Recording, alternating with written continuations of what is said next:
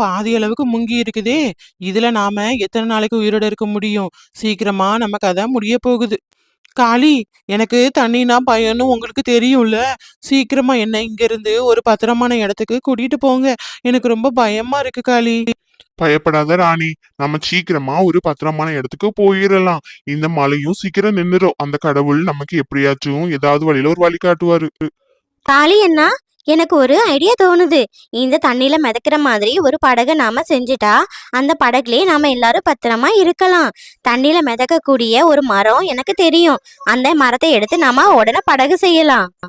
அப்படி சொல்லிட்டு எல்லா பறவைகளுமே சேர்ந்து விதவிதமான மரக்கட்டைகளை எடுத்துட்டு வந்து படகு செய்ய ஆரம்பிச்சாங்க. அந்த விறகு பாத்தீங்கன்னா தண்ணியில மிதக்கக்கூடியது. அந்த படகும் ரெடி ஆயிருச்சு.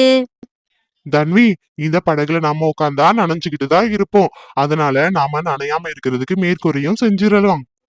அப்படி சொல்லிக்கிட்டு பறவைகள் எல்லாருமே